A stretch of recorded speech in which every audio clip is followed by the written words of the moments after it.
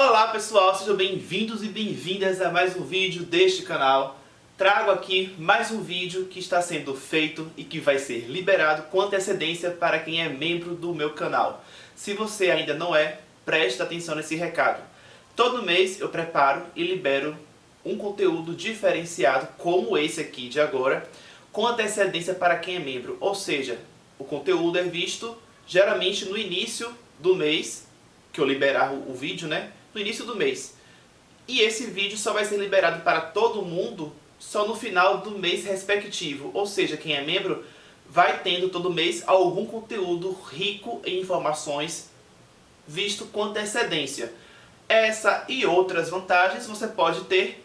Veja aqui abaixo no botão Seja Membro ou na descrição também tem um link. Seja membro e faça parte do clube do meu canal no YouTube. Agora, me apresentando melhor para quem ainda não me conhecia, eu sou nutricionista, tenho especialização em nutrição clínica e esportiva. E meu nome é Henrique, né? Não sei se eu já tinha falado. Bom, o assunto aqui é falar sobre TLR, que é uma sigla referente a uma palavrinha em inglês que se chama Toll-like receptor. É uma família de receptores. E falar também sobre inflamação. Você vai entender aqui a relação desse TLR com a inflamação. E mais, você que ficar até o fim do vídeo, você vai ter também informações adicionais referentes ao papel da nutrição nisso tudo. Porque sim, a nutrição pode ajudar a controlar esse processo todo de ativação de TLR e também de controlar os níveis de inflamação. Bom, tudo que eu vou compartilhar com você aqui é baseado na ciência, mas especificamente em um artigo científico publicado no ano de 2013. A fonte está aí, ó, embaixo na tela. Essa imagem, inclusive, é desse artigo. Vamos lá. Acompanhe na tela esse apontadorzinho vermelho que vai acompanhar a imagem de acordo com o que eu estiver falando. Bom, a gente tem aqui escrito DUMP. Tá tudo em inglês, você vai entender, tá? DUMP, traduzindo para o português, é referente a padrões moleculares associados a danos. Ou seja, são esses elementos todos aqui que entram como exemplos de DUMPs. São elementos que estão associados a danos. Por exemplo, eles podem ser causados por algum dano que esteja acontecendo no corpo. Então, algum dano ocorre e você forma um DUMP. E também esse DUMP formado pode acabar gerando um dano em sequência. Então, basicamente, geralmente envolve a formação de um DUMP, algum dano que esteja acontecendo. Então, existe um dano para ocorrer a formação de um DUMP. E a formação de um DUMP gera também algum dano, geralmente ocorre dessa forma, tudo envolvendo isso, danos ao corpo, à saúde do organismo daquela pessoa. E aí um exemplo de DUMP a gente tem aqui, olha só, a lipoproteína de baixa densidade, que é o LDL. Só que quando esse LDL está oxidado, você tem então, uma partícula chamada, como exemplo aí de DUMP. E aí, por exemplo, esse DUMP, a exemplo desse LDL oxidado, ele vai ativar o TLR4, que faz parte da família de TLR. Então existe alguns membros dessa família de receptores, um deles é o TLR4. Esse receptor pode ser ativado dessa forma pelos DUMPs ou também ativado pelos PUMPs, ou por um ou pelo outro, ou também, quem sabe, pelas duas coisas ao mesmo tempo, Então, você pode ter uma pessoa que esteja, com uma ativação significativa tanto de DUMPs quanto, quem sabe, de PUMPs. No caso, esses PUMPs são padrões moleculares associados a patógenos. Por exemplo, devido a infecções por fungos, infecções virais, por bactérias.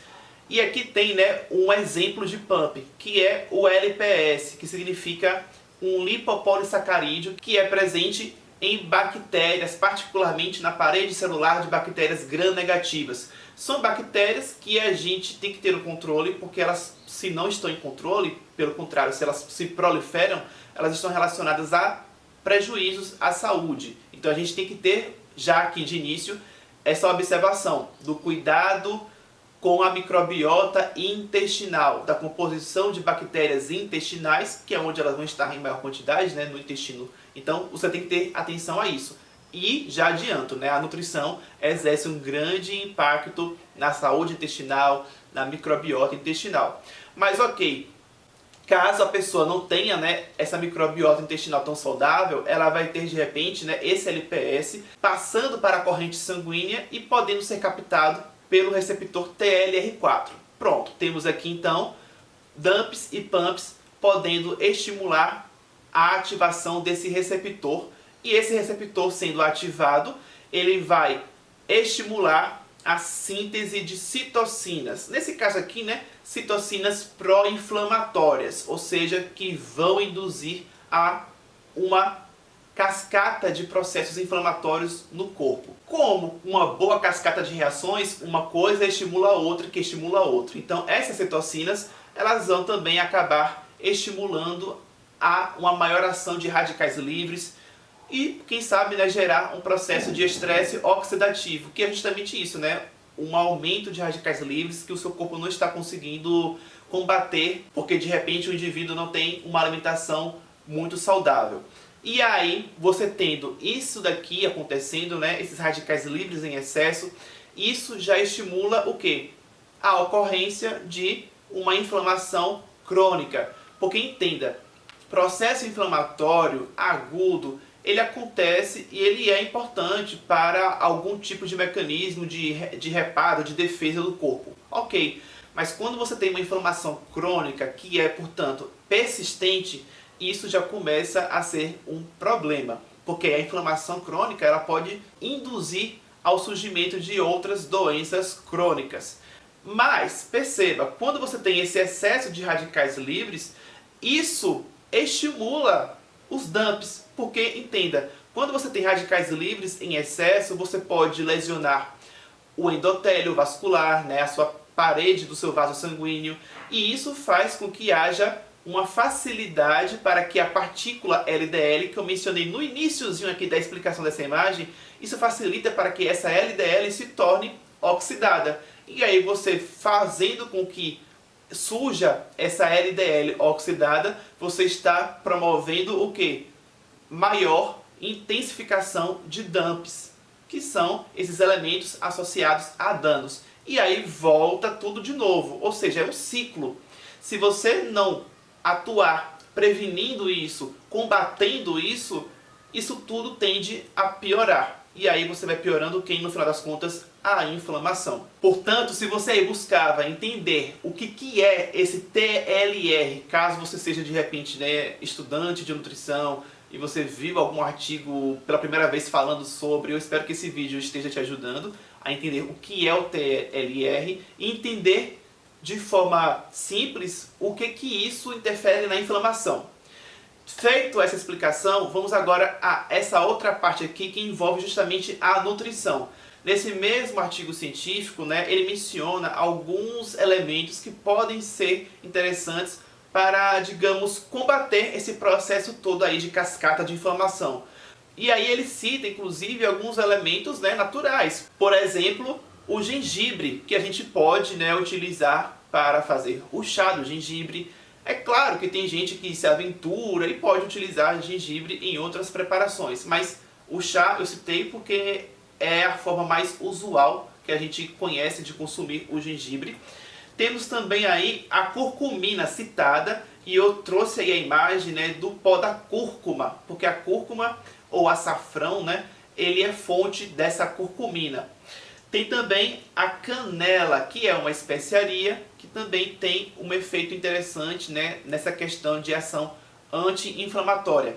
A canela a gente também pode usar para fazer, por exemplo, o chá, né, com a canela em pau. Também a gente pode utilizar a canela em pó, inclusive, né, para colocar também, como eu falei, né, em algum tipo de refeição, de preparação, conferindo ali um toque de sabor diferenciado e, além de tudo, com um aspecto interessante, né, no perfil nutricional. Agora, ele também cita, né, antioxidantes, ou seja, elementos antioxidantes que também podem ajudar nesse processo. E aí eu vou citar aqui alguns elementos que são citados durante, né, o artigo científico, que entraria ali como outros exemplos. Por exemplo, epigalocatequina 3-galato, que está presente no chá verde. A N-acetilcisteína. A cisteína é um aminoácido. E aí, no caso, esse N-acetilcisteína, ou a própria cisteína, enfim, né, ela é interessante para que você faça a síntese de uma enzima antioxidante super importante no corpo. Então veja que existem tanto recursos presentes naturalmente em alimentos, ou a depender do caso, a gente pode lançar mão também de alguns, né, desses ativos, de compostos bioativos, na forma de suplemento.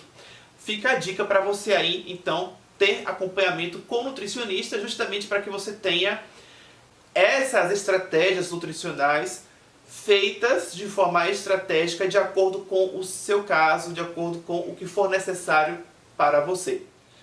E aí, entendeu tudo? Gostou dessas informações aqui enriquecedoras? Bom, espero que sim. Se você ainda não havia deixado o seu joinha, deixa agora e comente o que você mais gostou. Se você quiser fazer algum comentário adicional ou alguma dúvida também, o comentário é para isso.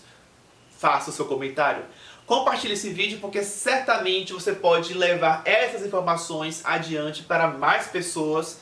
Faça essa contribuição para o mundo. Leve informações de qualidade adiante. E aqui na tela, já tá, vai aparecer no meio uma foto minha que você pode clicar para realizar a sua inscrição neste canal. Se você ainda não fez isso, faça.